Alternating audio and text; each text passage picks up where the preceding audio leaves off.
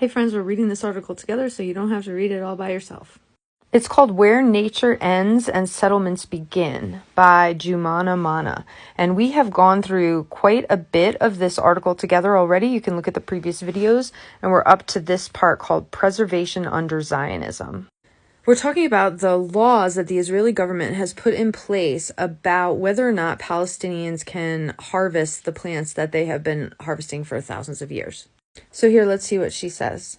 The key question is often not whether to safeguard, but how and at what cost. In colonial contexts, in particular, preservation laws have come as top-down decisions imposed by the colonizer, armed with a claim to a scientific expertise and restricting the destructive tendencies of the ignorant natives. So she goes on to talk about this plant called a koob. It's a kind of, I'm probably not saying that properly. It's a kind of thistle that is native to Palestine and is a Palestinian delicacy and grows out in these wild places, and Israel has put this ban on harvesting it. Here she says, Palestinians are always on the receiving end, subjected to the law rather than subjects of its making.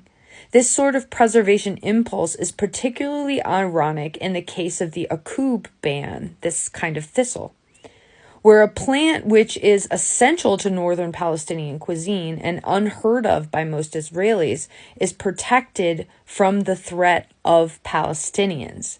Yet again, Israeli officials have forgotten to ask us what we think.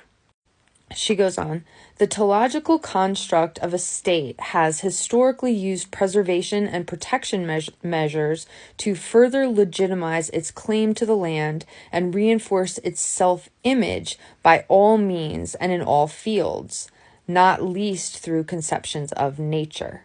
So she is suggesting that the occupying power is using these laws to just underscore its right to the land and its right to make choices about it.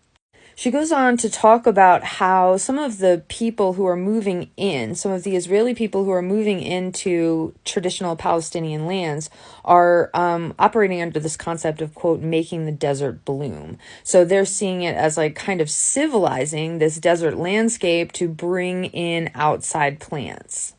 A side effect of this, of course, and part of the strategy is to cover up what was Palestinian villages that were destroyed during the Nakba in 1948. But another side effect of this is that it's altering the ecology. It's altering the natural landscape. They're planting a lot of pine trees, for one, which changes the acidity in the soil. And so the things that would grow there before cannot any longer grow there. She calls on another example where there was a lake in northern Palestine, Israel, that was called the Hula Lake, and it was drained in the 50s to make areas where people could build houses and Israeli settlements and stuff. And it really negatively affected the migratory patterns of a lot of birds that would stop there from Europe down going into Africa. So then it was decided that the lake would be kind of partially filled back up again. She does go on to say that despite everything that she's saying about how manipulative these tactics and strategies can be, she says that there is actually an ecological basis to the fear that this thistle and this sage and this thyme, which are the other plants that are on this ban list, really could be going extinct in the wild. She cites anecdotal stories from elderly people in Jordan and Lebanon who are saying that these plants are harder to find. Now, she does say when it comes to plant foraging, increased demand and unsustainable overharvesting are contributing factors, but are rarely primary causes. Professor Nativ Dudeh, a botanist who has researched za'atar, which is the native thyme, confirms this in an interview. Let's see what she says. So this Israeli scientist says, no one talks about the fact that we, the Jewish Israelis, destroy much more za'atar, the thyme, than the Arabs pick. Do you know how many great za'atar populations were uprooted by bulldozers? In Har Adar and Elakim interchange, locations with beautiful amounts of za'atar, and all of it is now gone. But the Arab, he picks 5 kilograms and gets a fine. Okay, hold on to your hat. Here she says, negotiating the politics of plant extinction with an occupier is always complicated, especially in the concept of Palestine, where over the past 70 years, Palestinians themselves have been treated as an invasive species in urgent need of elimination and control.